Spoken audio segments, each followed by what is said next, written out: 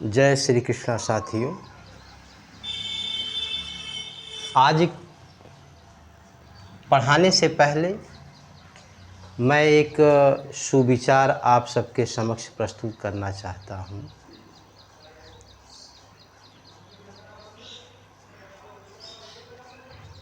चाह नहीं मैं सुरबाला के गहनों में गूथा जाऊँ। आगे की पंक्ति में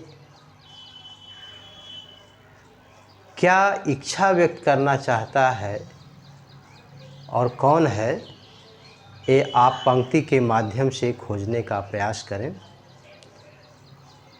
मुझे तोड़ लेना बनमाली, देना उस पथ पर फेंक, जिस पथ पर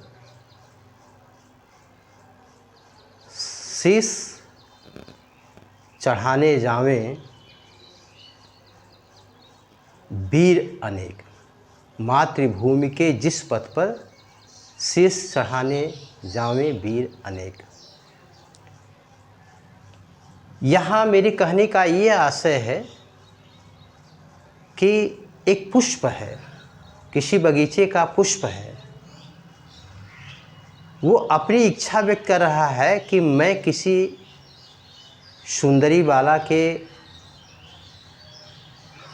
पुष्प गहनों का हार गहना मैं नहीं बनना चाहता हूँ, और न मैं किसी देवालय पर देवताओं के सिर पर मुझे जो चढ़ाया जाता है मैं वहाँ भी ठलाना नहीं चाहता हूँ। मुझे शव में फेंका जाता है, मैं वहाँ भी मेरी इच्छा नहीं है। लेकिन जिस मातृभूमि में मैं पैदा हुआ हूँ, उस मातृभूमि के लिए अगर वीर अपने शीश को चढ़ाते हैं मातृभूमि के रक्षा में, तो उनके सम्मान में मेरे पुष्प ज़रूर चढ़ें।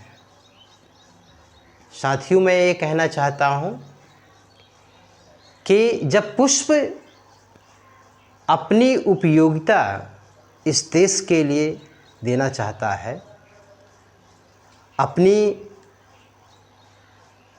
उसकी अपनी इच्छा है कि मैं भी इस देश के लिए काम आऊँ, तो मेरा यही आप सबसे कहना है, मेरा यही आशय है कि आप लोग पढ़ें लिखें, लेकिन नेकी का काम करें, ईमानदार बने, सत्य के रास्ते पर चलें और देश की सेवा में काम आएँ।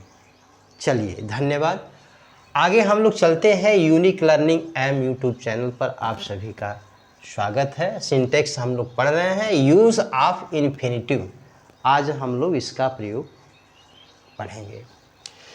इन्फिनिटिव क्या है? ये नॉन फिनाइट्स के पार्ट हैं। इन्फिनिटिव है, जिरंड है, पार्टिसिपल है। तीन मुख्य पार्ट होते हैं नॉन फिनाइट्स के, ठीक है। अब नॉन फिनाइट्स का पहला है जो यूज़ ऑफ इन्फिनिटिव है। क्या है? इन्फिनिटिव। इसमें वर्ब के पूर्व टू लगाते हैं, लेकिन कुछ क्रियाओं में बिना टू लगाए भी इन्फिनिटिव का बोध होता है। जैसे to walk in the morning is a good exercise, तो वॉक टहलना है, क्रिया है, वॉक के पहले जो है लगा है टू, इन्फिनिटिव है। लेकिन ये कह रहा है कि कुछ क्रियाओं में बिना टू लगाए भी इन्फिनिटिव का बोध होता है। जैसे ऑक्सिलियरी वर्ब है, shall, will, should, would, may, can, might.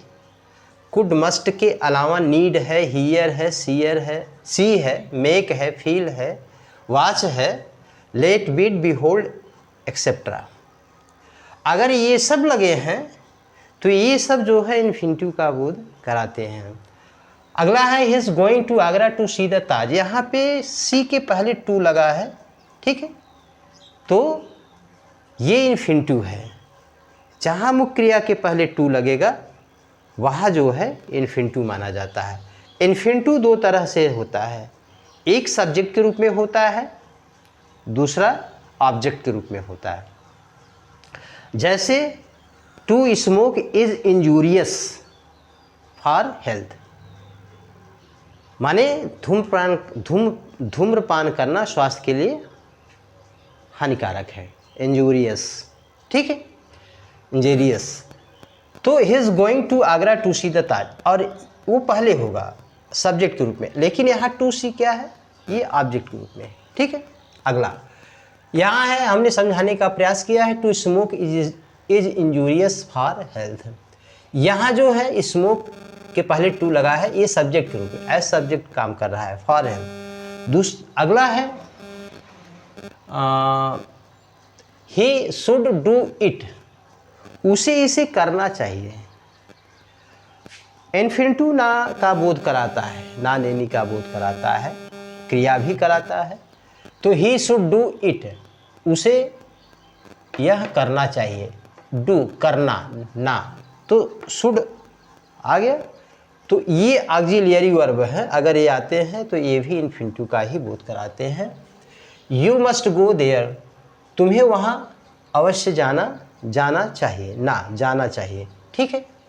You need not come here, तुम्हें यहाँ आने की ज़रूरत नहीं है, आने की ज़रूरत नहीं है। नीड, ये नीड है।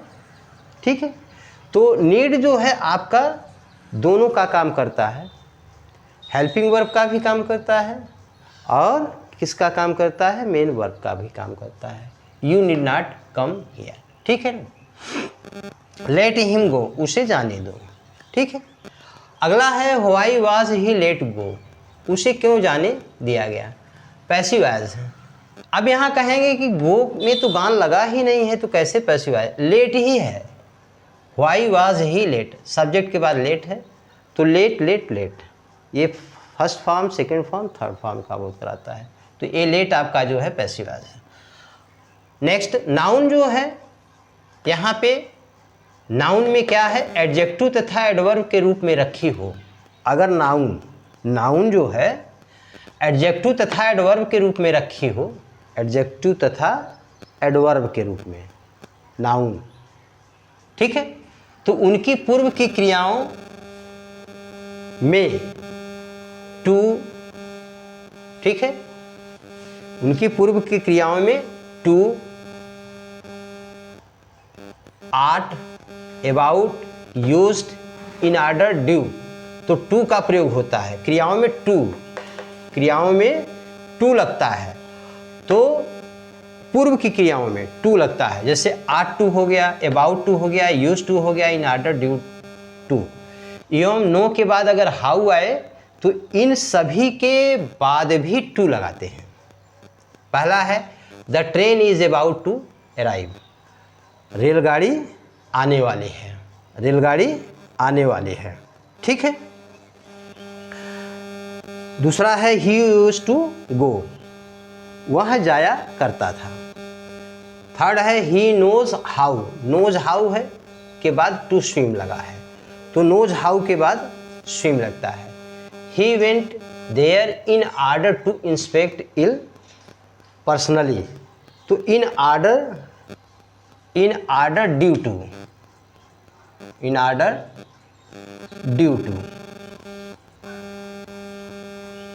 Due to inspect ill personally. He has to take medicine forcibly, इसमें बल देना पड़ रहा है कि उसे दवा लेना पड़ता है। यूज ऑफ जिरंड, अब जिरंड का प्रयोग कैसे होता है, मेन वर्ब में आईएनजी लगाने से जिरंड बनता है। यह संज्ञा नाउन यह नॉन फिनाइट का सेकंड पार्ट है, दूसरा पार्ट है। पहला पार्ट इन्फिनिटिव है, दूसरा पार्ट जिरंड है। नोट, कुछ क्रियाएं होती हैं जिनके बाद जिरंड आता है, जैसे complete, consider, deny, enjoy, like, dislike, finish, give up, hate, remember, succeed, help, suggest, practice. ठीक है, इन सब क्रियाएं हैं जो इनके बाद क्या आता है, जिरंड आता है। उदाहरण हमने दिया है he likes swimming, likes to swim नहीं है, स्विमिंग है। दूसरा है आई गेव अप स्मोकिंग, माने धूमपान करना मैंने छोड़ दिया। कुछ क्रियाएं हैं जिनके बाद केवल इन्फिनिटिव आता है, want, wish, refuse, promise, hope, offer, expect, decide, choose, attempt, pretend. अब यहाँ हमने एक उदाहरण दिया है he pretended to go to college, उसने कॉलेज जाने का बहाना किया। तो इस प्रकार से किन क्रियाओं के बाद इन्फिनिटिव आता है, किन क्रियाओं के बाद जीरेंड आता है, ये हमने समझाने का प्रयास किया है। दूसरा हमने ये समझाने का प्रयास किया है कि आट के बाद क्या लगता है, टू लगता है, अबाउट के बाद टू लगता है। यहाँ हमने लिखा है एडजेक्टिव तथा एडवर्ब के रूप में रखी हो अगर कोई संज्ञा, तो उनके पूर्व की क्रियाओं में टू लगाते हैं। क्या लगाते हैं? टू लगाते हैं। यहाँ हमने टू लिखा है तो मतलब टू लगाते हैं। जैसे ought to, use to, about to, in order, due to, और नो के बाद अगर हाउ आया तो उसके बाद भी टू लगाते हैं। ठीक है। अब जैसे यहाँ है the train is about to arrive, train जो है आने वाली है। He use to go, he knows how to swim. ठीक है, वह हमारे तैरना जानता है। तो यहाँ जो है ये सब चीज़ें मैंने समझाने का प्रयास किया है। इन्फिनिटिव में भी हमने यहाँ समझाने का प्रयास किया है कि ऐसी कौन कौन से क्रियाएं हैं जो इन्फिनिटिव का बोध कराती हैं। ठीक है, आगे फिर हम जो है बताएंगे।